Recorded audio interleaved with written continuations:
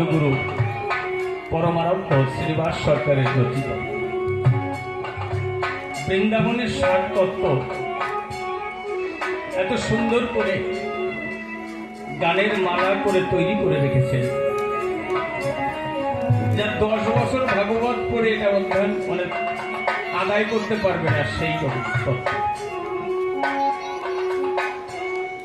কত সূক্ষ্ম প্রেম ভক্তি জগতের মানুষ, তাকে মাপার শক্তি আমার নেই, কিন্তু তিনি তো ভালো মানুষ, সাধু মানুষ। তার কাছে যে অকৃত্রিম ভালোবাসা পেয়েছি, যে আদর স্নেহ পেয়েছি, তাতে আমার মতন অধমের জীবন ধরল। আমি তখন প্রায় 25-26 বছর আগে, সবে 1-2 বছর কবিগান গাই। সেই সুন্দরবনে গোসবা পার হয়ে একেবারে সাতজেলিয়াস লাস্ট, সেখানে বায়না দাদুর সাথে প্রথম বায়না। আমি গিয়ে প্রণাম করে বললাম, দাদু আমি তো কিছু জানি না, কিছুই শিখিনি, আপনার সঙ্গে এরা বায়না করেছে, আপনি একটু আমাকে বাঁচিয়ে নেবেন, নইলে আমার পক্ষে তো বাঁচা সম্ভব না। বলে কেন? তোমাকে বাঁচাবো তো বায়না নিয়ে এসো, গিয়ে কি করতে পারো না যখন? বায়না গাইতে এসো, কবি সরকার বলে প্রচার করছো, আর কিছু জানো না, বায়না নিয়েছো কেন? আমি ভয়তে কেঁদে ফেলেছি, আমাকে জড়িয়ে ধরেছি, ভাই মনে ব্যথা পাচ্ছি, আমি তো তোকে চেষ্টা করবো, আমি যদি তোকে আজকে বাঁচিয়ে নি, তুই শক্ত হবি কি করে? আমি তোকে চাপবো, আমি তোকে থাকবো, আবার যখন তুই তলিয়ে যাবি তোকে আমি হাত ধরে টানবো, আমি তোকে বাঁচিয়ে নেব। আজকে যদি গোজামিল দিয়ে তোর জীবন শুরু হয়, তাহলে তো তুই একসময় নিজে নিজে ডুবে যাবি, তোর আশেপাশে কেউ থাকবে না। আমি চরণে পড়ে গেলাম, দাদু আমি তো এটা বুঝতে পারি। অর্থাৎ তার এই যে অকৃত্রিম ভালোবাসা, সত্যি তো বান্ধবকে বলুন তো, যে আমার পদে পদে ভুল ধরে, যে আমাকে পদে পদে দোষ হাতে ধরে দেখিয়ে দেয়। ভালো বলার মানুষ অনেক আছে, কিন্তু আপনার প্রতিটা পদক্ষেপে আপনার ভুল ত্রুটিগুলি যে ধরিয়ে দেয়, সে হচ্ছে বান্ধব। আমাকে মানুষের মতন মানুষ করে দেওয়ার রাস্তা করে দেয়।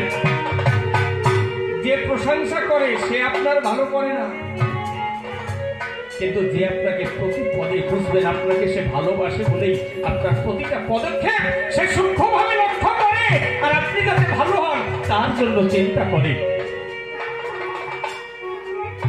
তখন বুঝলাম এই কথাটা শাসন করা তারই সাথে সোহাগ করে দিল। যে ভালোবাসতে পারে সেই শাসন করতে পারে, আমার বুকে জড়িয়ে ধরে আপনের চাইতে আপন ভাবে তাকে ভালোবাসা দিতে পারে। তাই দাদু, ভৎসনা সহ্য করা যায়, কিন্তু ভালোবাসা সহ্য করা যায় না, সে শক্তি আমাদেরকে ধরে। আজকে তিনি অচৈতন্য অবস্থায় পড়ে আছেন, জানি না আর কতদিন তিনি ধরাধামে আমাদের মধ্যে থাকবেন। আপনারা সবাই মিলে দাদুর জন্য একটু হাত তুলে তার কাছে বলবেন, তিনি তো হরিচাঁদ গুরুচাঁদ ছাড়া কিছু বোঝেন না। জয় জয় হরিচাঁদ গুরুচাঁদ প্রেমানন্দে, হরি হরি হরি হরি। তিনি যেখানেই থাকেন, তিনি যেন সাধুর বাজারে জায়গা পায়, এইটুক নিবেদন ঠাকুরের পা। তাই বলছি,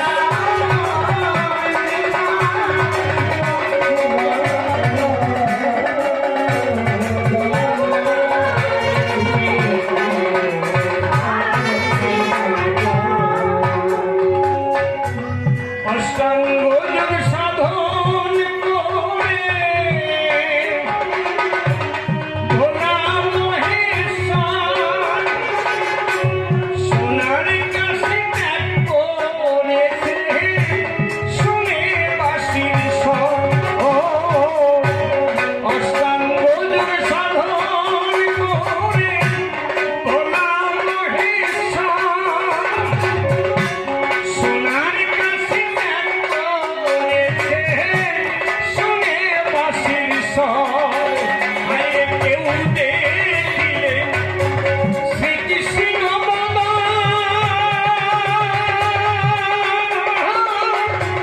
শিরে দেয় তার সুখ-দুঃখে বাঁধন।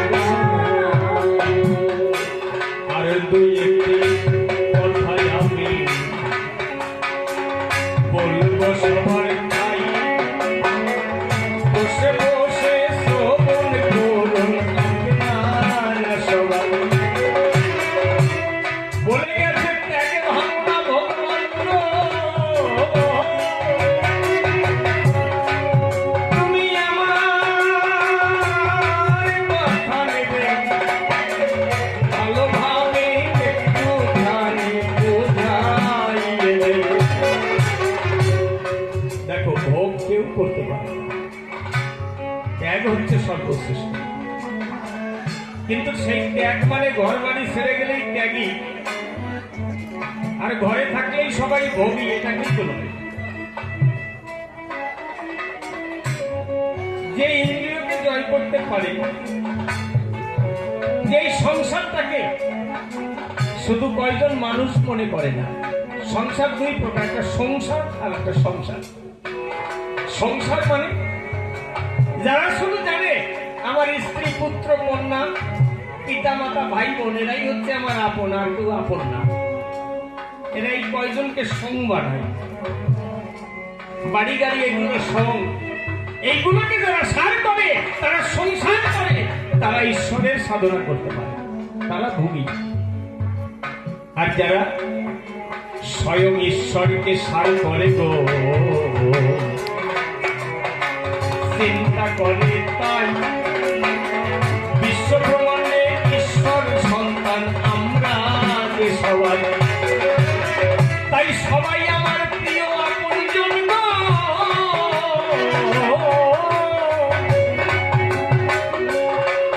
আমি কই যে বর্ণনা কাউকে ঘৃণা করে তার হয় না সাধনা। নিজের পুত্র আর শত্রুকে যে এক মনে করতে পারে, সে হচ্ছে ত্যাগী সংসার। এই অটুট বিশ্বাস যাদের ভিতরে আসে, আমি বলি সবার ভাই, তাকে আমি কব জোরে প্রণাম জানাই। তিনি হচ্ছেন সংসার, কিন্তু ত্যাগী। তিনি নিজের জন্য ভাবেন না, বিশ্ববাসীর কল্যাণের জন্য কর্ম করেন। জীবে দয়া নামে রুচি। জীবে দয়া মানে একটা হচ্ছে সমস্ত জীব, যত্র জীব তত্র শিব। শিব মানে মঙ্গল। কি বলবো সবার ধারে আমরা যে কীট পতঙ্গ, তরুলতা, তারপরে কত রকমের পশু পাখি দেখি, সবাই আমার উপকার করে, সবাই আমাকে বাঁচিয়ে রাখার জন্য তাদের অবদান আছে। তাই সবার প্রতি দয়া করো, জীবে দয়া, ভালোবাসা প্রদর্শন করো, কাউকে হিংসা করো। আবার কি তোমার ভিতরে যে পিতৃসত্তা আছে তার ভিতরে অসংখ্য জীব আছে। কামনায় কামানিকে ধরে গিয়ে রাত্রেবেলায় বাসনে অসংখ্য জীব প্রতিদিন মানুষ মারে। যদি এটাকে কেউ রক্ষা করতে পারে, অশ্বিনী গোসাই গান লিখেছেন, যেজন রক্ষা করে পিতৃধন সেই সে হবে বাপের বেটা বিচক্ষণ। আমার শুধু পিতৃধন না, মাতৃধন আছে। বলে না, মায়ের 4 বাবার 4 গুরুর দিয়ে 10, 18 মোকামে ফেরে মহানাস। তাহলে মায়ের কি পিতৃবীজ আর মাতৃরজ। পিতৃবীজের ভিতরে যেমন শুক্রাণুকীট থাকে, তেমনি মাতৃরজের ভিতরেও ডিম্বাণু থাকে। ওই ডিম্বাণু আর শুক্রাণুর মধ্যে মিলনের ফলে এই জগতে সন্তান জন্মায়। তার একটা কথা থেকে আত্মসাধনায় যদি কেউ নিজেকে নিয়ন্ত্রণ করতে পারে, সে সাধক সাধিকা সংসার। তাহলে ব্রহ্ম বাইরে নয়, ব্রহ্ম ভেতরে আছে। গুরুচাঁদ ঠাকুরকে বিবাহ দিয়ে হরিচাঁদ ঠাকুর রাত্রেবেলায় ডাক দিয়ে বলেছিলেন, বাবা কেমন করে সংসার জীবন নতুন জীবনে প্রবেশ করেছ, কেমন করে বেঁচে থাকা যায়, আজকে হাতে কলমে শিখিয়ে দেব তোমার। সত্যিকারের যদি কেউ খাটুখাটি পিতা হয়, তাহলে সন্তানকে সেই মূল তত্ত্ব দিয়ে যায়। আমরা তো সবাই জানি না, এখান থেকে প্রশিক্ষণ নিতে হয়। বলছে ব্রহ্ম বাইরে না, ব্রহ্ম থাকে না দূরে, ব্রহ্ম তোমার ভিতরে। বীর্যরূপে চুপে চুপে তোমার মধ্যে ব্রহ্ম আছে। সেই ব্রহ্মকে যত্ন করলে পরে সেই ব্রহ্ম স্বরূপ পরমেশ্বরকে লাভ করা যায়। মহানন্দের ধন তোমার ভিতরে। কি সূক্ষ্ম তত্ত্ব! এই সব জেনে যদি কেউ সংসারী হয়, সে মহাত্যাগী হয়। কোটি কোটি মানুষ বাঁচে তাহারই আশ্রয়। তিনি বটবৃক্ষের মতন শীতল ছায়া দিয়ে সবার জীবন শীতল করে দেয়। মনের যত কামনা বাসনা সব দূরে যায়। এই মূল জায়গায় ভুল করলে হবে। নিত্যানন্দ সংসারে ছিলেন না, গৌরাঙ্গ মহাপ্রভু সংসার ছেড়ে গেলেন আর নিত্যানন্দকে সংসারে পাঠালেন। দুটো বিবাহ করেছিলেন, 8খানা সন্তান হয়েছিল। তাহলে সে গৃহত্যাগী, সে কি ভোগী না ত্যাগী? কোনটা? নিত্যানন্দ মানে যে নিত্য আনন্দের দেশে বসবাস করে।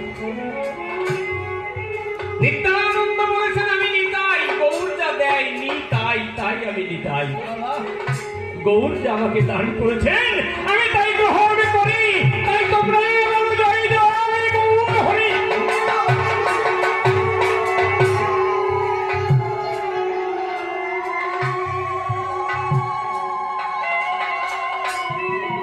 এই যে নিত্যানন্দ, আমরা যদি রাখতে পারি নিত্যের সাথে সম্বন্ধ, তাহলে আমাদের জীবন সারা জীবন ভরে থাকবে।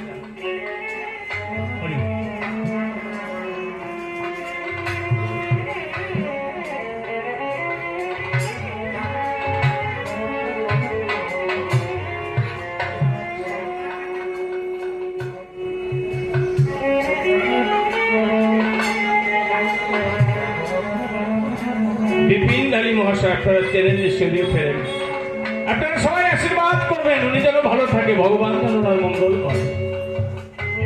আমাকে 201 টাকা দিয়ে আশীর্বাদ করলেন, আমি ওনার আশীর্বাদ মাথা থেকে নিলাম। তিনি তো সর্বময়, সবই দেখেন, তিনি সবার খবর রাখেন, আমরাই শুধু রাখি না। তাহলে ছিলাম কোথায়? সেই জগতে না গেলে বুঝতে পারে না কোনটা ত্যাগ কোনটা ভক্তি। এই সাধারণ মানুষ সবচেয়ে বড় ত্যাগী। সারা জীবন ধরে যে কষ্ট করে, যে কর্ম করে, তার অর্থ তারা পায় না। কিন্তু জগতের সেবায়ীদের তারাই হয় যারা বড় বড় চেয়ারে বসে থাকে, তারা কর্ম করে না, তাদের দ্বারাই জগতের কল্যাণ হয় না। এই জন্য সাধারণ গৃহবাসী আমি তাদের ভালোবাসি, প্রণাম করি পাই, সারা জীবন খাটনি করে আমাদের বাঁচায়। আমাদের অন্নদাতা কারা? কৃষক যারা। আমাদের পোশাক পরিচ্ছদ বানায় কারা? তাঁতি যারা, দর্জি যারা। ঘর বানিয়ে দেয় ঘরামি, লেবাররা মাটি কাটে, রাস্তা বানায়, মন্দির বানায়, চাকরি করে ডাক্তার, ইঞ্জিনিয়ার, উকিল, প্রফেসর, ব্যারিস্টার, মিনিস্টার, সবাই করে আমাদের উপকার। আর এদের এই যে শ্রম, এই শ্রমের মধ্যে দিয়ে তারা আমাদের সেবা নামক পরিষেবা দেয়। তাহলে তারা ত্যাগী, শুধু নিজের জন্য কর্ম করে। আর যারা শুধু নিজেদের আত্মমুক্তি চান, তারা ত্যাগী না, তারা হচ্ছে ভোগী, তারাই হচ্ছে রোগী। কিন্তু মানুষ ভাবে এরা বড় ত্যাগী। করি যে বর্ণনা ভুল ধারণা লাগলে সত্য কোনদিন বুঝবে না। আবার ডাক দিয়ে বলে কেন মানুষ ভিন্ন ভিন্ন পথে চলে। ধর্মে ধর্মে গণ্ডগোল দেখতে পাই, কেন ইহার কতখানি বলবে সবার ভাই। দেখো, যারা উগ্রবাদী, তারা ধর্মের ধ্বজা নিয়ে চলে, তারা কেউ ধার্মিক না। যারা মানুষকে খুন করে, তারা ধার্মিক হতে পারে? ধর্ম মানে কি? ধী ধাতু মন প্রত্যয় যুগে ধর্ম। যাহা ধারণ করিয়া মানুষ বাঁচিয়া থাকে, তাহলে ধর্ম বলে তাকে। তাহলে ধর্মের তো কতগুলো নিয়ম আছে, সেখানে কি বলা হচ্ছে নাকি তুমি মানুষকে হিংসা করো, নারী অপহরণ করো, ধর্ষণ করো, খুন করো, রাহাজানি করো, লুটপাট করো? তাহলে ধর্মের নামে এগুলো যারা করে, তারা তো মানুষই না চলাচল, তারাই উগ্রবাদী। ধর্ম করে যদি তারা ধার্মিক নয়। ধর্মে গেলে এই ভূতল যাহাদের ভিতরে শ্রদ্ধা ভক্তি জন্ম নিয়ে, আমি বলি তোমার ধারে তারাই ধার্মিক, এই জগতে একমাত্র হতে পারে। বহুরূপে সম্মুখে তোমার ছাড়ি কোথা খুঁজেছিস, জীবে প্রেম করে যেই গমে সেই গমে সেবিছিস। সনাতন ধর্মে সবকিছুর মধ্যে দিয়ে ঈশ্বরের সাধনা, গাছে মাছে লতায় পাতায় মাটিতে হাঁটিতে ঘাটিতে সর্বত্র ঈশ্বর দর্শন। আধ্যাত্মিক জগতে যখন প্রবেশ করবে, বলি সবার ধারে আত্মজ্ঞান তখন তাহার চলে যাবে। আত্মস্বার্থ চরিতার্থতা যখন দূরে যায়, এই জগতে খাঁটি সাধু সেই জন জানি হয়। কৃষ্ণ আমায় করেছিল দান, ধরে ধরে সবার মাঝে দিলাম সমাধান। একটারও জবাব দিতে বাকি নাই রে বাকি, এই জন্যে করে আমি বড় সুখী। আচ্ছা, বাকি আছে কিছু? জবাব দিতে বাকি আছে না? এরপরে যেন বলবেন না আমার সব মনে নেই। যদি জবাব দেওয়া হয়ে যায়, তাহলে এইবার উনি আসুক আবার সবাই, উনি দেখি কোন দিকে কি দেখায়। যে কয়েকটি প্রশ্নই আমার করেছিল তার ধরে ধরে বিস্তারিত দিলাম সমাধান। বলতে গিয়ে যদি আমার মন খুশি হয় তোমাকে ডাকি আমি সভ্য সবাই। তবে বিনো কথায় আমি বলবো না এইখানে ছেড়ে দেবো বহুভাবে বহু কথা বলতে গেলে পরে হয়তো বা 10 কোটি হয়ে যেতে পারে।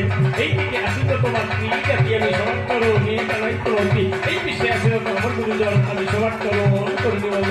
এইখানে আমার মতন দিলাম সাঙ্গ করি যার যার ইষ্ট প্রাণের ভক্ত বৃন্দে একবার বলুন হরি হরি হরি হরি হরি।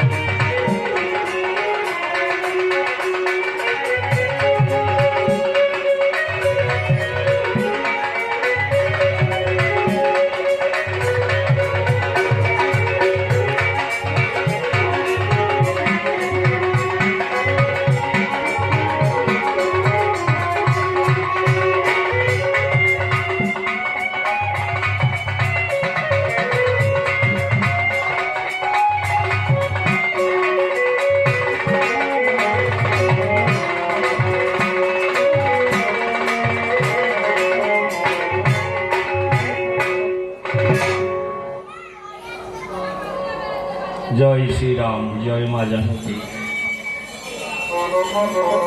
যাক, আপনারা সবাই ভালো আছেন তো? মহানামব্রতজির অনেক কথা শুনি, অনেক ভালো ভালো কথা বলছেন, এই জন্য ওনাকে প্রণাম জানাই। তবে যেখানে যেখানে আমি বুঝে উঠতে পারি নাই সেখান থেকে একটু নিবেদন রেখে যাব। তবে আগে একটা গান গাই, তারপরে দেখি গোসাইকে নিয়ে কত দূর যাওয়া যায়।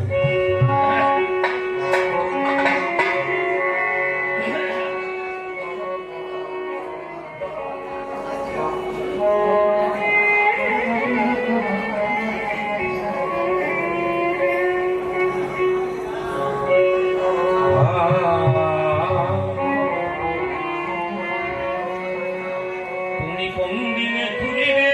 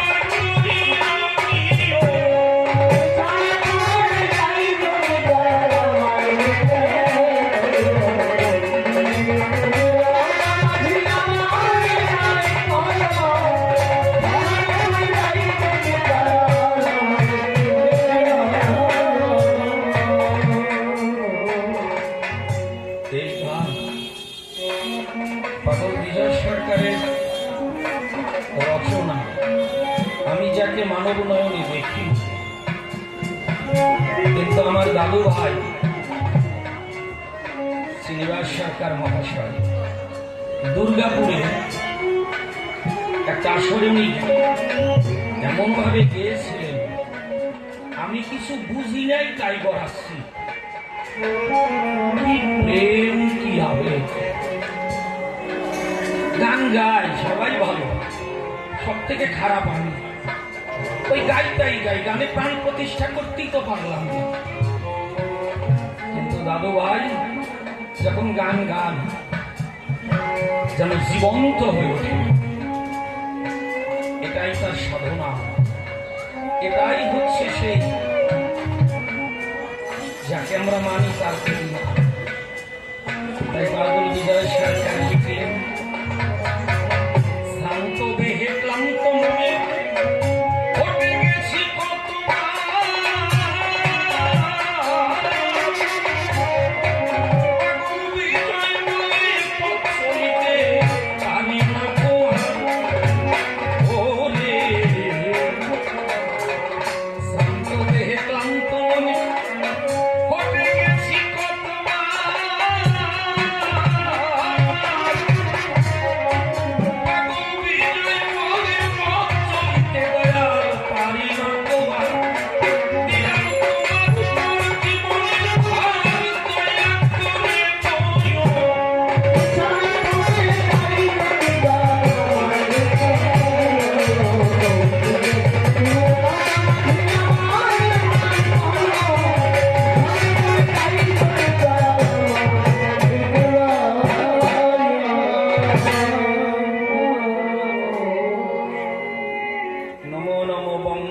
কাব্যের ভান্ডার খানি করিয়া রেখেছ মাতব করে, তাহা হইতে কাব্যবান সম্বার বিতরিস অনিবার মাগো মাগো তব ভক্ত কবিত। ফলবন্ত বৃক্ষসারি নদী ভরা স্নিগ্ধ বাড়ি, চঞ্চল অঞ্চল বনভূমি, প্রভাত শিশির মাঝে অপরূপ সাজে সাজে, সকলার মাঝে মাগো বিরাজিত। আমি তব দিন ছেড়ে তোমার করুণা পেলে গাহিবারে পারি করি গান, কালিদাসকে করে দয়া দিলে মাগো পদ ছায়া, এই অধমকে করে দয়া রাখো তব মা। বন্দনা করে শেষ কাল্পনিক ভূমিকাতে করিব প্রবেশ, সবিশেষ সভা মাঝে জানাই নিবেদন। প্রথমবার সভায় এসে মহানামব্রত ব্রহ্মচারীজির সকাশে রেখে গিয়েছিলাম আমার কয়েকটা ক্ষুদ্র নিবেদন। অপূর্ব তার আলোচনা শুনলেন যত সুধীর না, হয় না তার তুলনা। কিন্তু আমার তো ওই পাণ্ডিত্য নেই, তেমন উন্নত চিন্তাধারাও নাই, তাই আমার ওই বোকা বুদ্ধিতে আমার বোধগম্য হয় নাই। তাই যেখানে যেখানে বুঝি নাই সেই কথাগুলি একটু ধরে তুলতেছেন। আমি প্রণাম করেছিলাম বা নিবেদন করেছিলাম, তারে একটু ব্যাখ্যা দিয়ে বলো মরি। এই যুগে যুগে ভগবান এসেছে চরাচরে, এক একজন এক এক ধরনের আদর্শ বিতরণ করে যায়। রামচন্দ্র সংসার ধর্মটাকে কত সুন্দর প্রকাশিত করেছে ধরায়। আবার এলেন সেই কৃষ্ণচন্দ্র, তিনি সেই কত মধুর খেলা খেললেন মধুর ব্রজালয়ে। সেই কুলবধূদের বাঁশিরি টানিয়ে নিয়ে গেল এই যে বনে, সেখানে গিয়ে তবলা বাজাইছে না কি কি বাজাইছে উনি যায়, ওসব আমি কি দেখছি নাকি। তারপরে এসেছেন আবার গৌরহরি তোমার কাছে নিবেদন করি, তিনি দুটো দুটো বিবাহ করে নিয়েছেন। এই বিধান কত বড় বেদনা আপনাদের আছে জানা, যে বেদনার বাণী কবিতার গানের মধ্যে প্রকাশ করেছেন বসুন্ধরায়। শচী মাতা গো আমি 4 যুগে হই জনম দুঃখিনী। তাহলে কৃষ্ণ যখন ছিল কি সুন্দর বাম্মক বিয়ে করে এলো, তাই না? তখন ওরা মনের যন্ত্রপাতি খুব ভালো ছিল। আবার গৌর হয়ে এলো, পরিপূর্ণ উল্টে গেল। এদিকে আবার এলেন ওরাকান্দিতে হরিচাঁদ ঠাকুর, তাই তার মধ্যে গাদাখানিক বিবাহের কোনো চিন্তাধারা নাই। একমাত্র শান্তি মাতাকে নিয়ে কি উনি ভালোই ছিলেন, কিন্তু দুটো যে ছেলে ওরে কভাবে তাদের মধ্যে যা মেলে না বলে পারবো না। একজনের নাম গুরুচাঁদ ঠাকুর আর একজনের নাম উমাচরণ। গুরুচাঁদ ঠাকুরকে কম বেশি সবাই জানে চেনে, মানে উমাচরণকে জানতে হলে বাকি চালান দিতে হবে। কি বল, এখানেই তো তাৎপর্য। দেখ, তোমার কাছে আমি নিবেদন করেছিলাম, এক এক ভগবান যে এক এক কথা বলে, তাই আমরা সমস্যায় পড়েছি ভূমণ্ডলে। কি করে আমাদের একটু আন্তরিক ভাবে আত্মার বা মনের শান্তি মিলে এরা এক জায়গায় দাঁড়াতে পারলো না কেন? কিন্তু মহানম্রতজি তোমার আলোচনায় না আরো ভেজাল বাজিয়ে গেছে। আমি নাকি পরের দাঁতে খাই, তুমি আমার প্রশ্নটাই বোঝো না, কিন্তু তুমি অন্যের দাঁতে খাও, আমি খাই নাই। কথাবার্তা বললেই হয়ে যায় না। কথাটা কি দেখুন কত বড় ভেজাল। এক জায়গায় লেখা আছে কি যে মতুয়ার এক গুরু ভিন্ন গুরু নাই, ওরা কান্দির হরিচাঁদ ক্ষীরোদেরও সাই, আছে না? আবার লেখা আছে শ্রী শ্রী হরিলীলামৃতের পাতায়, দীক্ষা নাই করিবে না তীর্থ পর্যটন, এটাই তো আমার শুনে উচ্চাটন হলো মন। তুমি শান্তি দিলে কোন জায়গা দিয়ে? আমি নাকি পরের দাঁতে খাই, পরে আমার ক্যাথরারে। কেন এই ধরনের ভিন্ন ভিন্ন কথা কেন? এটাই তোমার জানার বিষয়। আমারই বললে কি পরের দাঁতে খাইলেন না?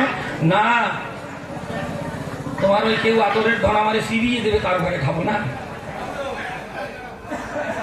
এক জায়গায় কেউ তো দাঁড়াতে পারলো না। এই ভগবানদের এই ব্যাপারটা কেন?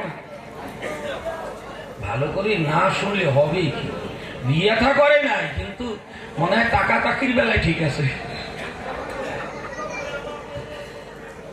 কত রকম দর্শনের বৈচিত্র্য।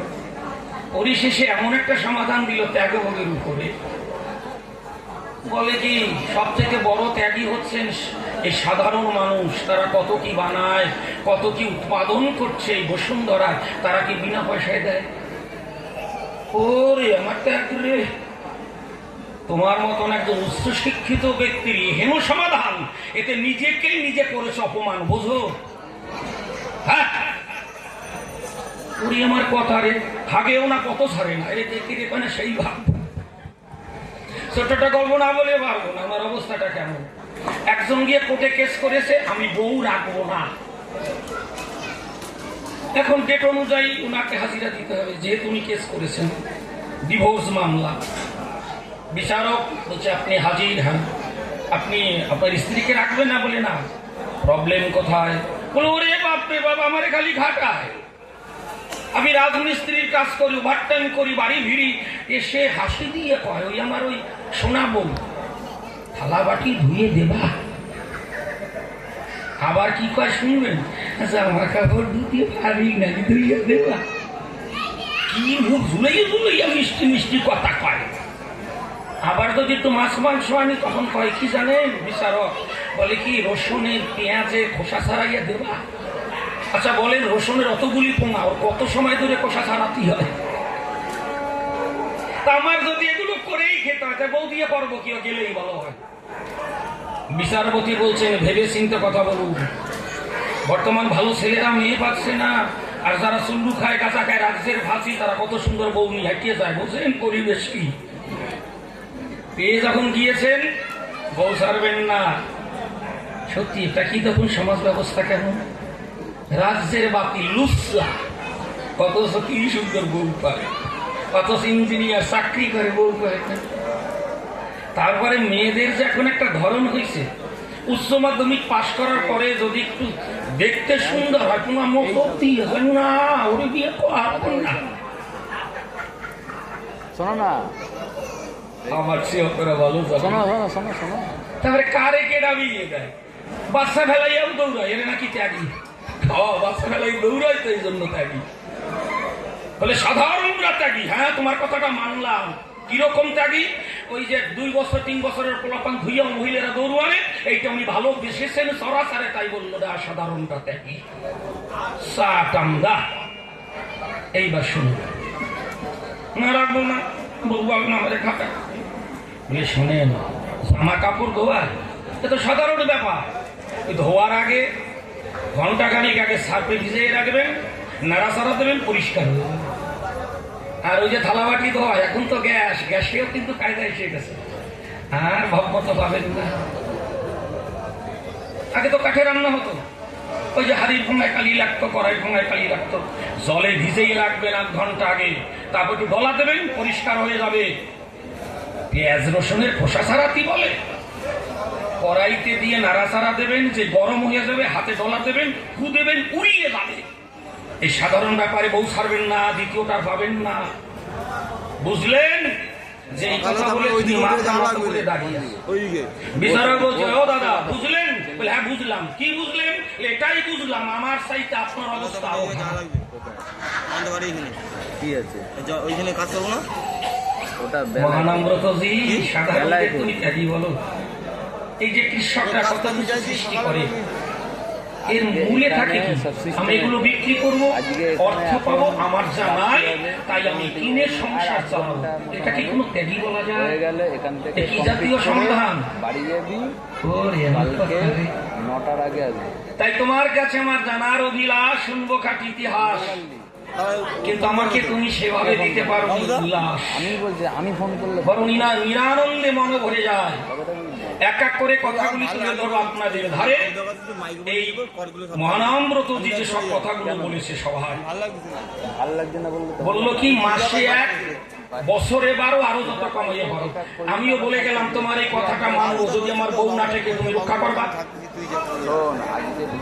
সাতাম মারো কোন জায়গা? সাতাম, হ্যাঁ, নারী পুরুষের এই যে দৈহিক আকর্ষণ, এই যে দৈহিক মিলন, এতে দেহে দেহে মানসিক সবকিছুর একটা ভারসাম্য রক্ষা পায়, তাই না? এখন থেকে সাতাম দিয়ে বেড়ে, নিজে বিয়ে করে না তো খালি ভুলো কথা কয়।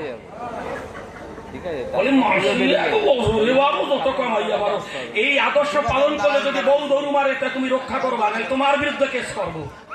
দেখবো তোমার কোন বাবা তোমারে ঢাকায় সাকা মারে না মারো। ওরে বাবা রে বাবা, সজলে বলি আমি ভাগ্য ভালো একজন ভালো ভাই পাইছি। কত ড্রাইভারকে বলেছিলাম আমি গানের গাড়িটা চালাবো, বলে দাদা সারাদিন চালাবো, রাত্রেবেলা থাকবো না। সারাদিন গাড়ি চালাবো, গাড়ি নিয়ে যাবো, রাত্রে থাকবো না।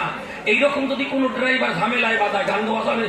আমি জনাই রোডে এসেছি, এখন যদি ড্রাইভার বলে যে রাতের বেলা বোধদারে শোবো, আমার ঘুমাবে কোন তরিকায় মাসি 1 বছরে সাতার কথা, তার কোনো মূল্য নাই। আর শুনুন, এর মধ্য দিয়ে দেহের ভারসাম্য রক্ষা পায়, দেহের কোলেস্টেরল কমে, হার্ট অ্যাটাক বন্ধ হবে যদি স্বামী স্ত্রী থাকে প্রীতির মিলন, একে অপরকে দেয় যদি সোহাগে চুম্বন, সেই পুরুষের কর্মের গতি কিভাবে বেড়ে যায় ভাবাও যাবে না কদাচন। আর যদি পেশার মতো মুখ করে এটা যেন আসছে, তখন কিরকম থাকে? মাসি 1 বছর, এবার ওইসব কথা মোটে করিয়ে না। তারপরে বলে ওরে বাবা, সঠিক তথ্য জানতে চাইলে জানলে উন্নতি হয়। তা জানবোটা কি করে সঠিক তথ্য? ভগবানের চিন্তাধারার ভিতরেই কি যত বোঝানি, কে করে কাকে সঙ্গে। মহাপ্রভু এক ধরনের কথা বলল, আবার ওদিকে কৃষ্ণচন্দ্র এক কথা বলল, রামচন্দ্র একাদর্শ দেখায়। তাহলে আমি শিখবোটা কি করে? এটাই তোমার জিজ্ঞাস্য বিষয়। তুমি এক এক জায়গায় এক এক ভাবে তুমি দিয়েছ পরিচয়, কিন্তু গোসাই সত্যি আমি না তোমার এই কথাগুলো না আমি ঠিক জানো বুঝে উঠতে পারলাম না। আপনারা কি বুঝেছেন কিনা আমি জানি না, আমি জানতে চাই কে উনি বলেন কি। এটাই বড় সমস্যার বিষয়। আমি যে শিখবো তার তো একটা পরিবেশ চাই, তার তো একটা বিশুদ্ধ সমাধান চাই। এক একজন ভগবান যদি এক একটা আদর্শ বিতরণ করে, তাহলে কি করে আমরা শিখবো বিশ্ব চরাচরে? এটাই তো জিজ্ঞাসা ছিল তোমার গোচর। কিন্তু তুমি তোমার মতো দিয়েছ পরিচয়, তাই ভিতরে মোর বেদনা, তোমার কথায় আমার অন্ধকার দূর হলো না। তাহলে এই ভগবানদের এই অবস্থাটা কেন? আর এত ভগবানেরই বা কি বা প্রয়োজন? এইবার এক এক করে অনেক কথা বলবো আপনাদের ধারে, যদিও রজনী গভীর হলে আপনাদের থাকা সম্ভব নয়, কারণ আমাদের জীবনযাত্রাটা হচ্ছে বড় কর্মব্যস্তময়। আগামী দিনে অনেকে কাজে যাবেন, তাই না? তবুও যতটুকু সময় আপনারা দিচ্ছেন এজন্য আমি খুব আনন্দিত, গর্বিত। কেন আগেকার দিনে কবি গান দীর্ঘ সময় হতো, মানুষ এতটা কাজে টাজে যেতেন না, এত অভাব প্রভাবও ছিল না। এখন জনসংখ্যা হুড় করে বেড়ে গেছে, মানুষের প্রয়োজনীয়তা দেখা দিয়েছে, তাই না?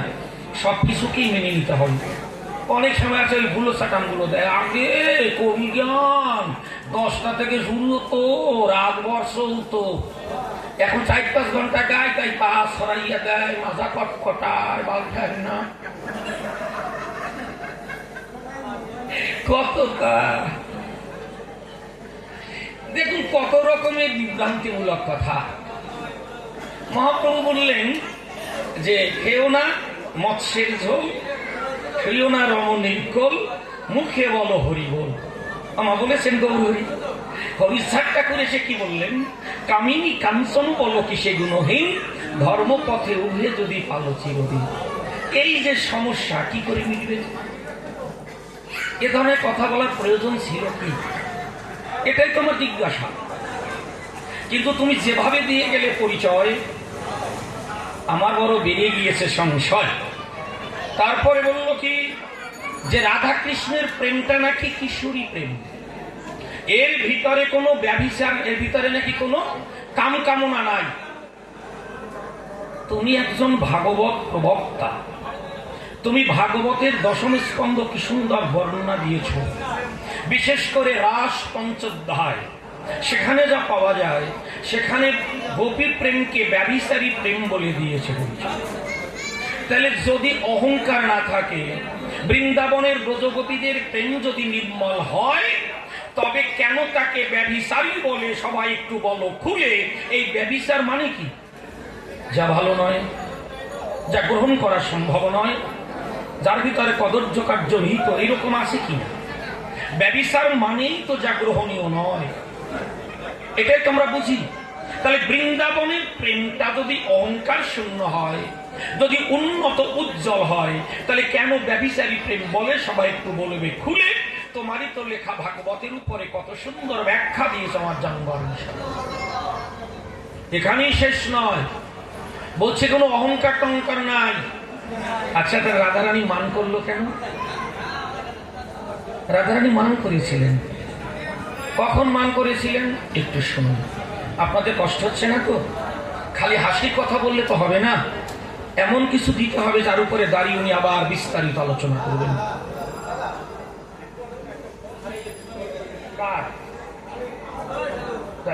আচ্ছা, একটা ফোন হারিয়ে গিয়েছে আমার দাদা শ্রী দীনেশ সরকার মহাশয় বললেন যদি কেউ পেয়ে থাকেন ফোনটা দিয়ে দিলে।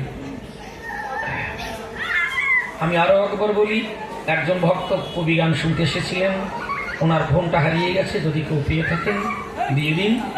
আর যেহেতু ডক্টর মহানন্দ ব্রহ্মচারী বললেন সাধারণরা ইত্যাদি, আপনারা সেই কথাটা পালন করে ফোনটা দিয়ে দেন।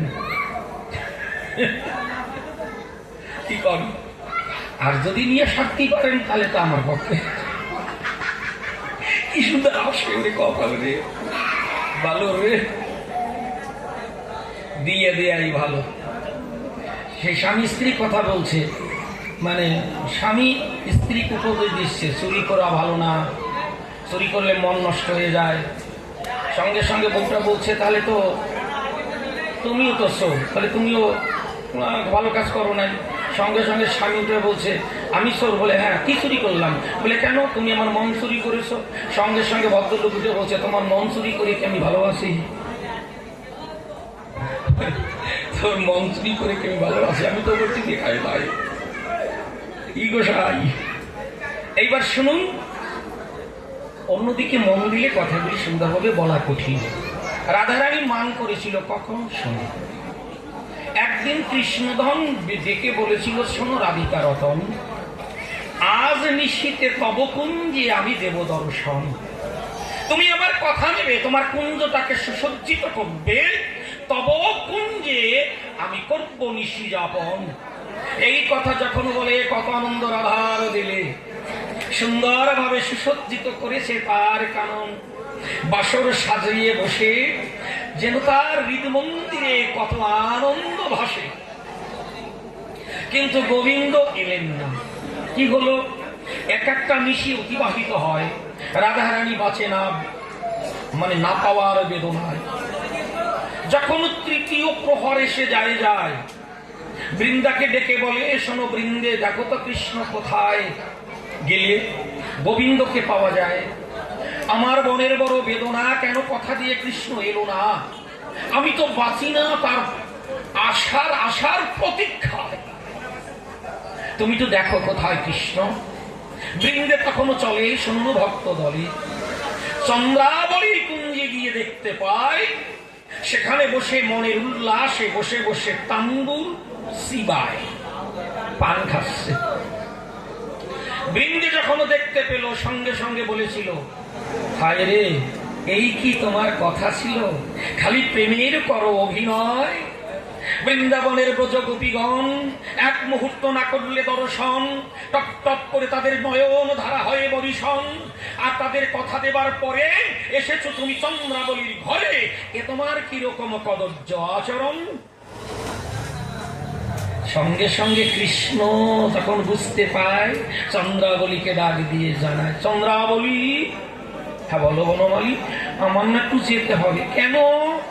আমার একটা এরে বাছুর আছে। এরে বাছুর মানে বুঝতে পারছেন, পুরুষ গরু। আমার একটা এরে বাছুর আছে, ও বড় চঞ্চল, ওকে যদি না বাঁধা হয় ও একটু ফাঁকা পেলে কত শস্য নষ্ট করে দেয়, তাই আমাকে বাঁধতেই হবে। আমি বড় ভুলে গিয়েছি। কত বড় মিথ্যা কথা। রজনী তৃতীয় প্রহর, তখন উনি গরু বাঁধবে। ওই কথা বলে চন্দ্রাবলী বলছে, নীলদলে আবার আসবে তো? হ্যাঁ হ্যাঁ, আমি আসবো। যে এসেছে বৃন্দে বলছে, মিথ্যা কথা বললে কেন? বলবি বাবা কথা কইস নাই, কথা না কইলে আমার ছাড়তো না। তা তো বুঝলাম, ওদিকে যে রাধা বাসে না বেদনায়, তাকে সান্ত্বনা দেবে কি দিয়ে বলো তো আমায়? বলে, শোনো, কি আমি যখন রাধার কাছে যাবো, যা যা বলবো। কি বলবে তুমি আগে বলবে তো? আমি বলবো, অন্ধকার রাতে আমি দেখতে পাইনি আখিতে, তাই ঠেলে অন্য জায়গায় উঠেছি। কত বড় মিথ্যা কথা। আপনাদের বুঝতে কষ্ট হচ্ছে না তো? কেন ছন্দে কথা বলাটাই চারণ কবি সম্ভব। যদি আমার হয় না, চেষ্টা তো করতে পারি। তাহলে অন্ধকার রাতে দেখতে পাইনি আখিতে, তাই ভুল করে অন্য এক বাড়িতে চলে গিয়েছি। ও যত বড় মিথ্যা কথাকে আমি সমর্থন করতে পারবো না। একই ভিতরে বড় বেদনা, আর তুমি বেদনারও বাড়িয়ে দিলে, এ কেমন তোমার বর্ণনা? সঙ্গে সঙ্গে শ্রীকৃষ্ণ কি বলেছিল শুনুন। পায়ে ধরে বলছে, তুমি আমার দম্মের মা। বৃন্দে তার প্রেমিকা না? এই অষ্ট যে গোপী প্রধানা, এরা তো শ্রীকৃষ্ণের প্রেমিক, মানে প্রেমিকা। আজকে তাকে মা বলে সম্ভাষণ জানাই। আমি যা বলবো তুমি একটু সায় দেবে। বলে, পারলাম না। যাও, তুমি যা খুশি বলে বেড়াবে। এদিকে শ্রীমতী রাধারানী শুনুন তার অপূর্ব কাহিনী। তিনি মান করে বসা রয়। রাধারানী করেছিল মান, যদি কখনো কাছে আসে কৃষ্ণ ভগবান, আমি তাকে দেখাবো না আমার এই বদন। এই অঙ্গীকার করে রাধারানী নয়নের জল ঝরে গিয়ে পিছনে দাঁড়িয়েছে কৃষ্ণ ভগবান। কৃষ্ণের কথা শ্রবণ করে বারবার বলছে রাধারানীর গোচরে। চুপ করে রাধারানী বসে রয়। ওই মান ভাঙাইতে বলি আপনাদের সাক্ষাতে শ্রীকৃষ্ণকে পাই পর্যন্ত ধরতে হয়। এই মহানামব্রতজির লেখা। 7 ধরনের অভিনয় করেছিল, 7 প্রকার পদক্ষেপ। কি কি শুনুন, কিভাবে মান ভাঙাতে হয়েছিল। প্রথম হচ্ছে সাম, দান, ক্রিয়া, ভেদ, নতি, উপেক্ষা আর শান্ত। এবার একটু ব্যাখ্যা দিয়ে বলি। সাম মানে কি? একটু মিষ্টি মিষ্টি কথা বলা। একটু বৌরাগ করেছে, গিয়ে বললাম, অগ কমল নয়নী, একটু তাকাও, মান করি না। আসেন অনেকে পায়, মানে এমন মিষ্টি কথা কয় অনেক সময় বউয়ে, সে রাগ টাক ডুবে সরে যায়। কৃষ্ণ এই প্রথম পদক্ষেপ নিয়েছিলেন। জানো, তোমার দিকে যখন তাকাই, অনন্ত ব্রহ্মাণ্ড যে আমার ভিতরে সব ভুলে যাই। রাধা মনে মনে ভাবছে, তেলা কথায় কাজ হবে না, কাজ হলো না। এইবার দ্বিতীয় পদক্ষেপ, সাম দান, কিছু দেয়া। কিছু দিল, হয়তো মূল্যবান জিনিস দিল, তাতেও তার মান ভাঙল না। যেমন মনে করেন, আপনাদের এখানে গান করতে এসেছি, আমার স্ত্রী জানেও না যে আমি কিছুটা তার জন্য নিয়ে যাব। এখন গিয়ে যদি কয়েকখানা 500 টাকা টাতে দিই, জানো গানে পাইছি, কিরম থাকবেন? এখন একে বলে দান। ক্রিয়া করে দেখানো। সংসারে অভাব মোটে যায় না, ভিতরে বড় বেদনা, ছেলে মেয়ে মোটে সহ্য করতে চায় না, কি তাদের কান্না। আমি হয়তো সবকিছু ফেলে বলিস আপনাদের কাছে খুলে, আমি দুবাই গেলাম কাজে চলে, সেখান থেকে অনেক টাকা এনে যদি গাড়ি কিনি, বাড়ি বানাই, এখন কি আনন্দ হয়? একে বলে ক্রিয়া, মানে করে দেখানো। এইবার কি ভেদ? ভেদ মানে এতেও যদি কাজ না হয় তখন একটু জোরে জোরে অন্য কথা বলা। ভেবেছোটা কি?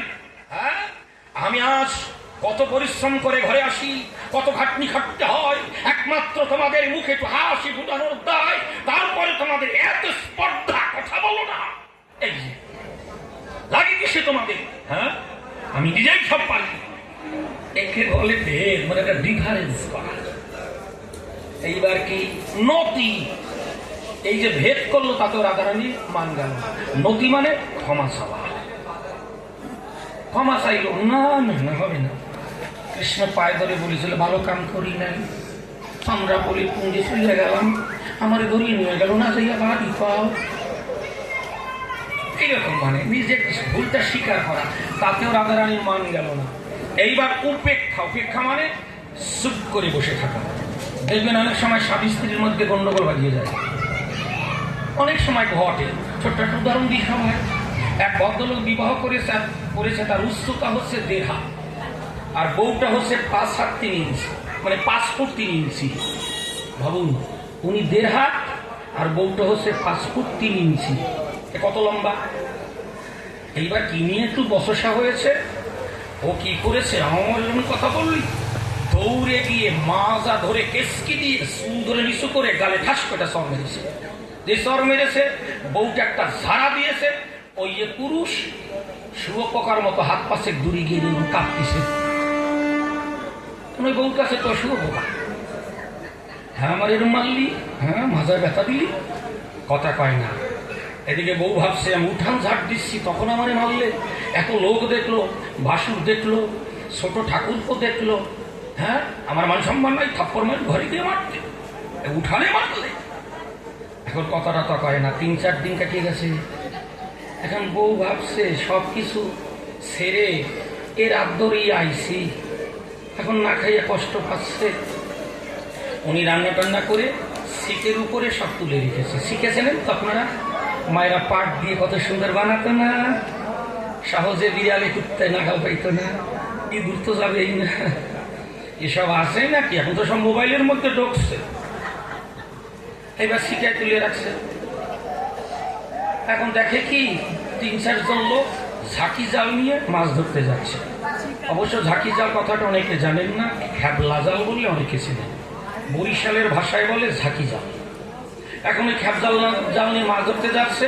তখন ওই বউটা বলছে, লোকে যায় মাছ ধরতে, লোকে যায় না কেন? মানে ইনডাইরেক্ট কথা কবে না, লোকে যায় মাছ ধরতে, লোকে যায় না কেন? এইবার ওই ভদ্রলোক ভাবছে এই তো সিগন্যাল দিয়েছে। এবার উনি আবার করছে, লোকে মরে খিদার জ্বালায়, লোকে যাবে কেন? হচ্ছে ইনডাইরেক্ট কথা হচ্ছে। এখন বলছে শিকের উপরে রান্না করে রাখা পারিয়া খায় না কেন? বরাবর জবাব দিচ্ছে, ছোট্ট খাট্ট মানুষটা নাগাল পাবে কেন? এবার বউ আবার জবাব দিচ্ছে, পিড়ির উপরে পিড়ি দিয়ে পারিয়া খায় না কেন? এইবার ভদ্রলোক করছে, পায়ের তলা দিয়ে পিড়ি সরিয়ে গিয়ে বইয়া যাক না কেন? এইবার বউ বলছে, এত যার মরার ভাই বউ কিলাই কেন, বউ কিলাই কেন? কি মজা পাচ্ছে মানে কাশিয়াপের জ্ঞানের কাছে করে। এই হচ্ছে উপেক্ষা, চুপ করে থাকা। এতেও রাধারানীর মান ভাঙা হলো না, মানে মান গেল না। এইবার রসান্তর, মানে একটা কঠিন অভিনয় করা। সে কিরকম? দেখবেন বাচ্চাকে বলা হলো, এই তুই পড়াশোনা করিস, তোকে যে খাবার দেবো না, এই ঘরে ঢুকবি না, বেয়াদব কোথাকার, কোনো কথাই শুনিস না, পড়াশোনা করবো না, খালি খাবার বাদ্রামো করবা। বাবা বললো, এই স্ত্রীকে শোনো, পরে খাবার দেবো না। কিন্তু ওই বাচ্চাটা যদি কোনো কিছু হয়তো কারেন্টের বোর্ডে বা কোনো জায়গায় হাত দিয়ে যদি বলে, ও বাবা ও মা মরিয়ে গেলাম, আর সেই কথা থাকবে? বলুন থাকবে কি? ছুটে যাবে না মা বাবা? ভাই ওর কি বিপদ হয়েছে? তখন কিন্তু কোনো কথাই মনে থাকবে না, মা এবং বাবা যেই শুনবে ছুটে গিয়ে সন্তানকে জড়িয়ে ধরবে। কৃষ্ণ কি করলো জানেন? ওই রকম একটা অভিনয় করলো, কারেন্টের বোর্ডে হাত দিয়ে, মানে এটা উদাহরণ, তখন বোর্ড ফোর্ড ছিল কিনা কিনা জানে, উদাহরণটা শোনে, মানে ওই কারেন্টের বোর্ডে হাত দিয়েছে ঠিকই কিন্তু টাচ করে নাই। ওরে গেলাম রে, যেই বলেছে রাধারানী ভাবছে মরিয়ে গেল, তো সঙ্গে সঙ্গে ছুটি গিয়ে কুড়ি করেছে। গোবিন্দ মুখে হাসছে, একে বলে রসান্তর। তা শুনলেন যত নারী, যদি রাধা প্রেম তাতে যদি অহংকার না থাকে, বলো মনের পুলকে, তাহলে কেন রাধারানী করলো মান? সেই মান ভাঙাইতে বললাম আপনাদের সাক্ষাতে পায়ে ধরেছিল কৃষ্ণ ভগবান। এ তো তোমারই রচিত দশম স্কন্ধের সমাধান। তাহলে তুমি কি করে বললে গোপী প্রেমে অহংকার নাই? নিজে লিখে নিজে তলায় পড়ো রে কপাল রে, এনার উন্নতি হবে কেউ ঠেকাতে পারবে না। বাবা ছেলেকে পড়াচ্ছে, বল 2 আর 2 কত? ছেলে লাভ দিয়ে উঠে বলে 2 আর 2 24। ভাবুন, জিজ্ঞাসা করতে টাইম লেগেছে, বলতে টাইম লাগে না।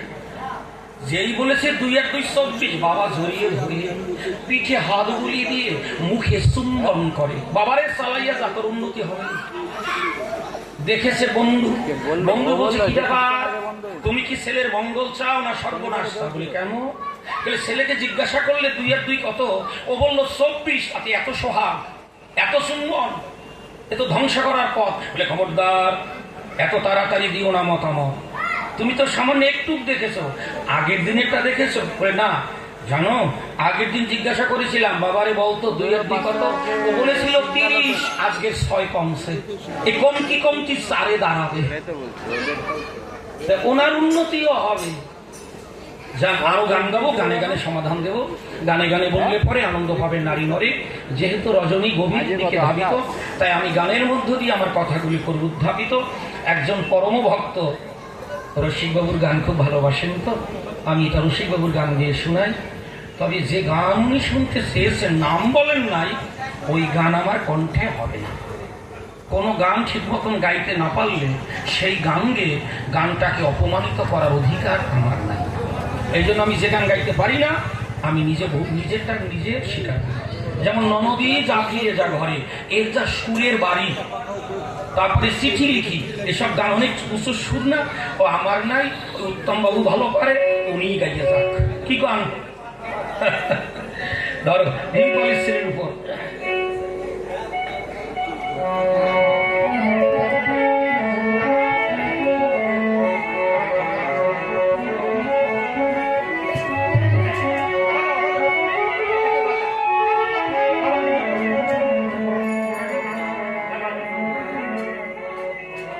এইবার ভাই শুভ বাজাবে, খুব ভালো ছেলে গো। এই মনটা তুমি ধরে রেখো, অর্থের বিনিময় কোন ভালো একজন বৌমা পাইয়া সেই লালসায় যেন এই মন তোমার নষ্ট না। খুব সুন্দর। তারপরে আমার মা, শুভর যে মা, আমারও মা, তোমার ভাই, কি সুন্দর মুখে হাসি। মা বাবা যদি আনন্দ প্রিয় না হয়, মা বাবা যদি হুকুম পেশার মতো থাকে, পোলাপান ওই মতো হয়।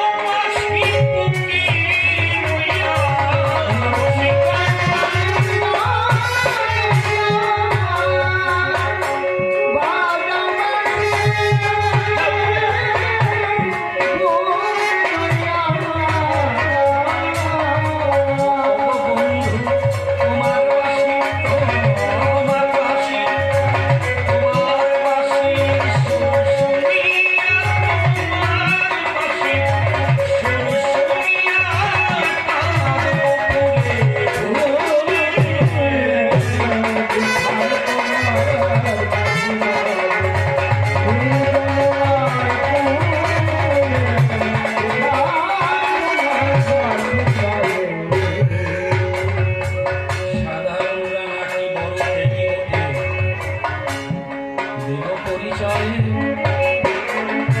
এখান থেকে নিবেদন রাখি মহৎ সভা কথা প্রসঙ্গে ধর্ম সভায় তো আমার মনে পড়ে গেল এই সংসারের এমন চরিত্র একটু বল হরিভদ্রী নামে রাজা উত্তর প্রদেশে বাড়ি কি ঘটনা ঘটেছিল তার প্রাণ প্রেয়সীর নাম ললিতা বটে হয় তার নামে একটা গ্রাম তৈরি ললিত নগর বলা হয় ভক্তমণ্ডলী হরিভক্তি রাজা স্ত্রীর নাম ললিতা অত্যন্ত ভালোবাসতেন যে ভালোবাসাকে কোনো কিছু দিয়ে মাপা যাবে না একদিন অত্রি মুনি তিনি সাধনায় একটা ফল পেয়েছিলেন ফলটার গুণাবলী কি এই ফলটা কেউ গ্রহণ করলে মানে ভক্ষণ করলে তাকে কোনো ব্যাধিতে আক্রমণ করবে না তারপরে কি তার বার্ধক্য আসবে না যৌবন অটুট থাকবে হরি হরি হরি যদি কোনো রোগে না ধরে যৌবন যদি অটুট থাকে এর থেকে আর কি চান ওই মুনি মনে মনে চিন্তা করলেন আমি তো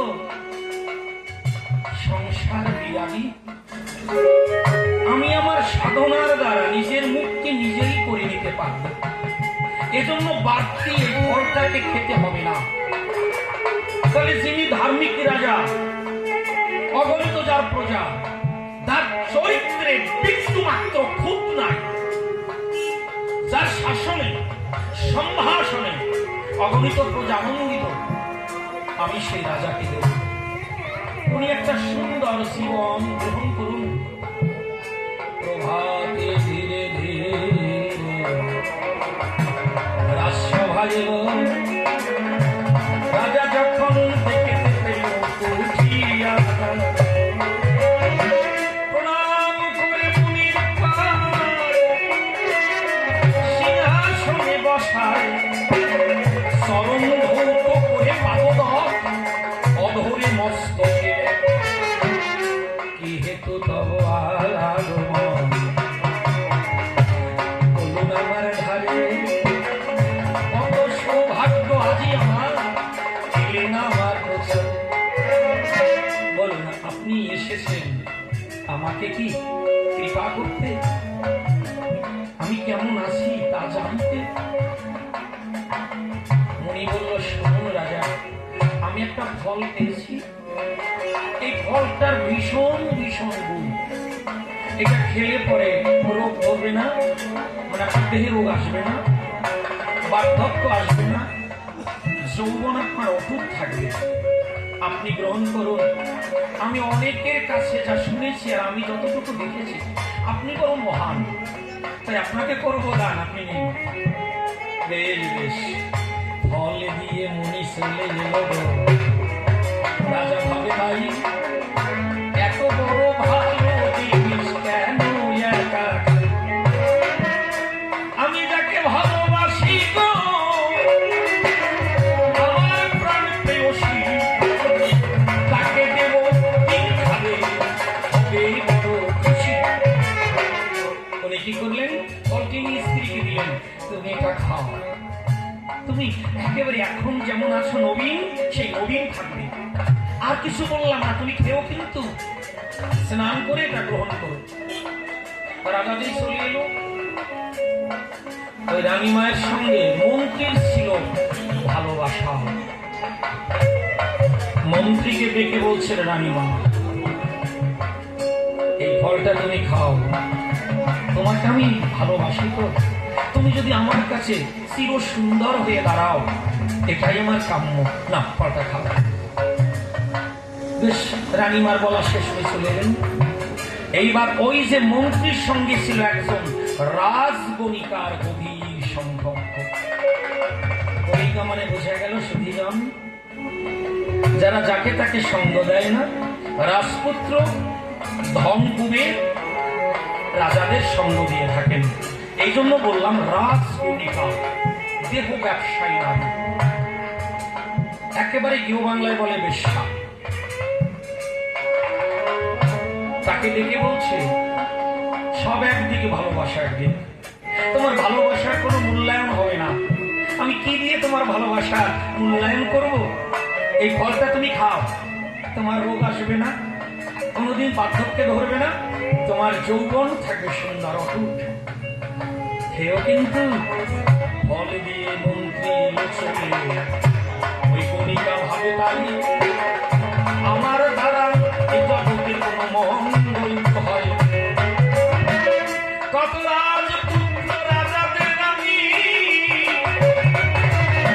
কাল সাগরে ডুবাই, এই বর্ণের মধ্যে এ জগতে অর্থ করি। আমি সমাজে স্খলিত অপাঙ্কে, ফলে কি বা প্রয়োজন? এই অভিশপ্ত জীবন আমি কতদিন করি বোধা। আমাকে দিনের বেলা দেখলে মানুষ শুধু দিতে চাই গায়ে, কোনো ভালো কাজে করলাম না এসে ঘরে। তোমার আর দীর্ঘ জীবনের কি দরকার? এই অভিশপ্ত জীবন, অতীত জীবন, ব্যর্থ জীবন, কলঙ্কিত জীবন তাড়াতাড়ি গেলেই ভালো হয়। আমি এই ফলটা নিয়ে রাজাকে দেব, যে রাজা এত সুন্দর। এই কথা ভেবে ওই ফলটি নিয়ে রাজসভায় গিয়েছেন। গিয়ে বলছে, রাজা মহাশয়, কি তুমি কেন? রাজা তো চেনে কে। আপনি আমাকে ঘৃণা করবেন না, আমি একটা বার্তা নিয়ে এসেছি, একটু শুনুন রাজা মহাশয়। হ্যাঁ, তুমি দূরে দাঁড়িয়ে বলো, কি বলবে? আমি একটা ফল পেয়েছি, এই ফলটা খেয়ে এই গুণাবলী। আপনার মতো মহান রাজা আছে বলে আমার মনে হয় না। আপনি ফলটা গ্রহণ করুন, দীর্ঘ জীবন ধারণ করুন, তাই আমি এসেছি, আপনি নেবেন? রাজা ফলটা দেখেই তো অবাক, ঠিকই, এ ফলটা তো আমি আমার স্ত্রীকে দিয়েছিলাম, এ পেল কি করে? রাজা বলছে, সত্য করে বলো, ফল দিয়েছ আর নেব তা নয়। তুমি সত্য কথা বললে তোমার কোনো ক্ষতি হবে না, হয় তোমার শিরচ্ছেদ হবে। বলো, এই ফল তুমি কোথায় পেয়েছ? কম্পিত কালে বরে বারাঙ্গনা বলেছিল, এই ফলটি দিয়েছে আপনার মন্ত্রী। মন্ত্রী? হ্যাঁ, যাও তুমি। মন্ত্রীকে ডেকেছে, আপনি ফলটা চেনেন? হ্যাঁ। সত্য করে বলুন, আপনি কোথায় পেয়েছেন? মিথ্যার আশ্রয় নিয়ে আপনার শিরচ্ছেদ হবে। মন্ত্রিত্ব তো বলাই লাগে না। মন্ত্রীর কাপ ধরেছে গায়ে, ওরে বাবা, কি?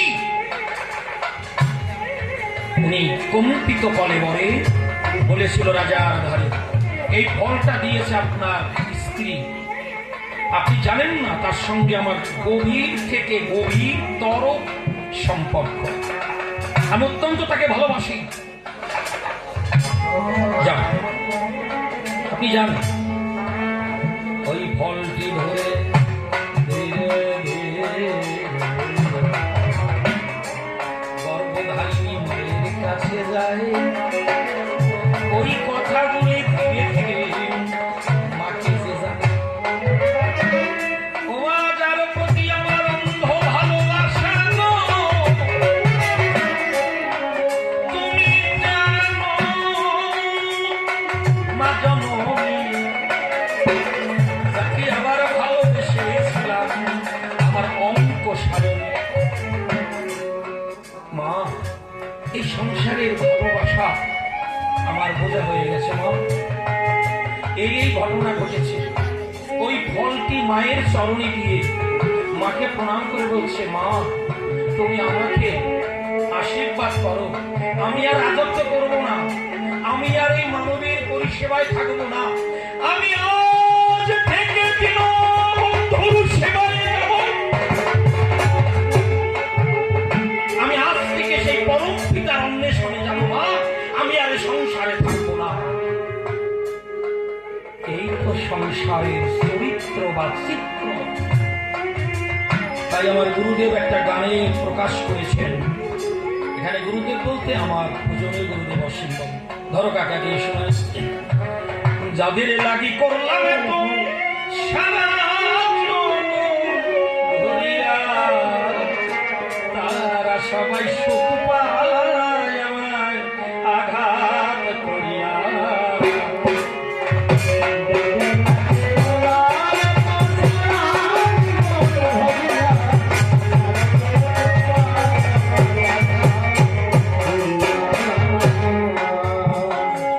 হিসাবি খাটি খেতে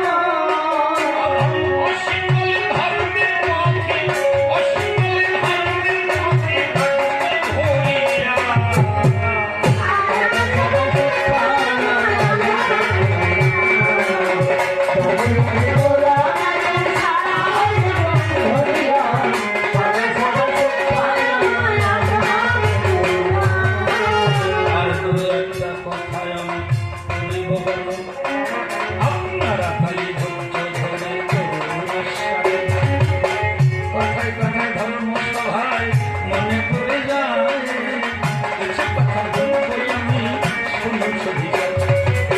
তুমি সংসারকে এত প্রাধান্য দিয়েছ, তুমি বললে সংসারের সাধারণ যারা এরা বড় মহান, কিন্তু তুমি একটা কথা আমাকে একটু বুঝাও না সাধু বাবা। স্বামী বিবেকানন্দ তিনি বিবাহ করলেন না, অথচ তিনি অল্প দিনই তাকে বিদায় নিতে হলো। তিনি তো ধন রক্ষা করা মানুষ, তাই না? তুমি কথাটাও স্মরণ করিয়ে দিয়েছ, সেই সে বাপার বেটা বিচক্ষণকে রক্ষা করে পিতৃধন। এটা কার বাণী? পরম ভক্ত অশ্বিনী গোসাই। কথাটা খুব ভালো। এটা কি সবার ক্ষেত্রে প্রযোজ্য?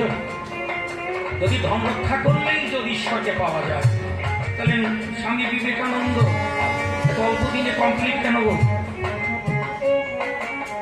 দ্বিতীয়ত, আপনারা একটু কষ্ট পাবেন না, এটা কবি জ্ঞানের লজিক। আচ্ছা দেখবেন ওই যে এরে গরুগুলি ডাক্তারি করে বেড়ায়, তাদের স্বাস্থ্য কত সুন্দর, আর বলদগুলি ক্যাঁচা দিয়ে যায়। ব্যাপারটা কি?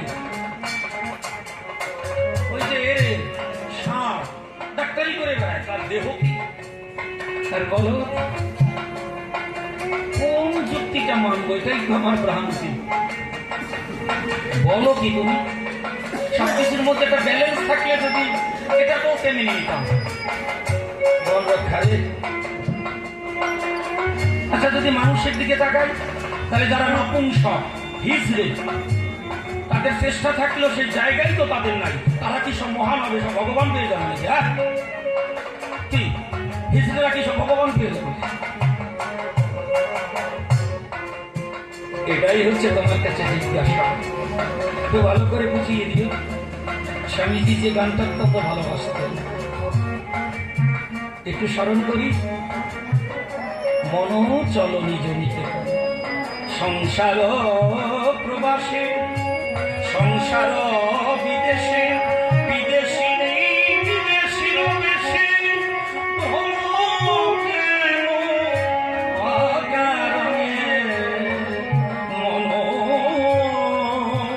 চলো নিজ গানটি গাইতেন আর কাঁদতেন। সংসার বিদেশে, বিদেশি বেশে, কেন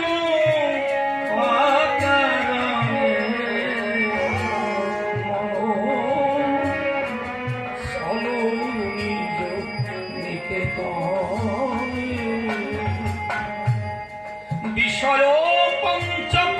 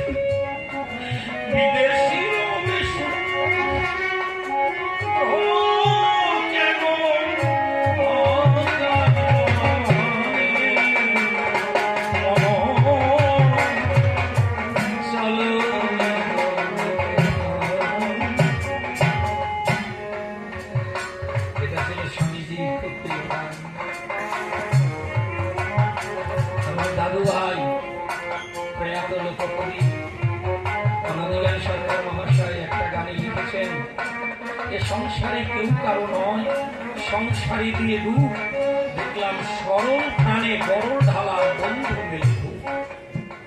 বিশ্বকবি রবীন্দ্রনাথ ঠাকুর তার গানের ভাষায় লিখলেন, দিনগুলি মোর সোনার খাঁচায় রইল না, রইল না সেই যে আমার নানা রঙের দিনগুলি মোর সোনার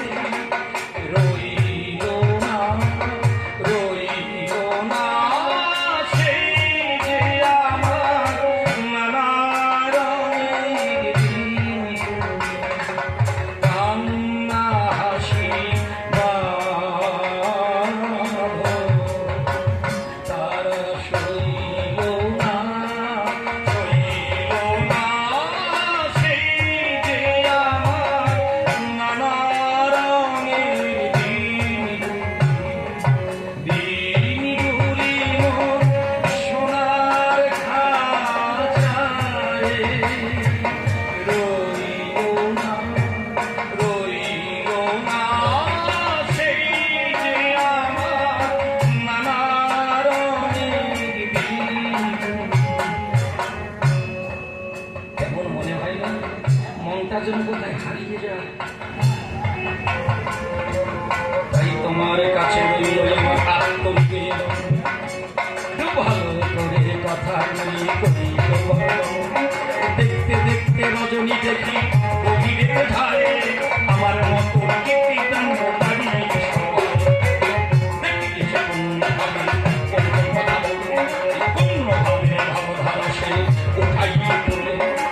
তার কথা শুনবার জন্য আসেন প্রতীক্ষায়, আমিও শুনে যদি তবে একটা কথা আমি করিলাম শ্রবণ, হরি মন্দির তৈরি করো ও নারী বসন, ওই যে দ্বাদশ অধ্যায়ে যাহা কিছু হরিষা ঠাকুর বলে যায়, ওই মন্দির তৈরি করো বিশ্ব পিতা মাতা শ্রেষ্ঠ হলে রইল নিবেদন, এই হরি মন্দির কিসের দরকার করো বলন, পিতা মাতার কাছে গোড়া তাহার সিদ্ধান্ত, আপনারা হরিনাম দিকে শুনেছেন জ্ঞান মা বাবা শ্রেষ্ঠ হলে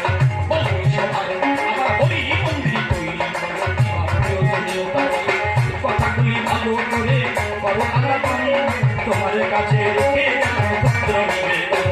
রেখে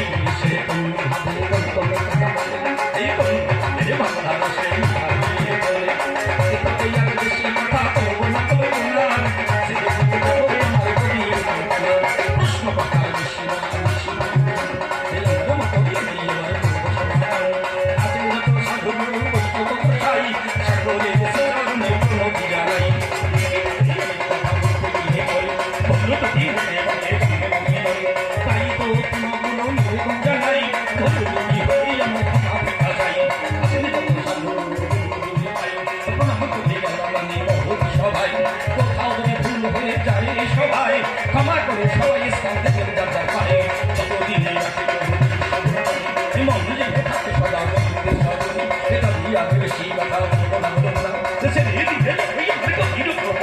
এই পর্যন্ত আমার পর্ব দিলাম সাঙ্গ করে যার যার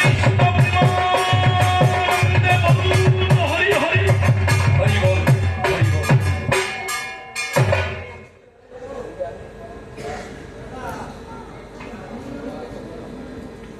কথা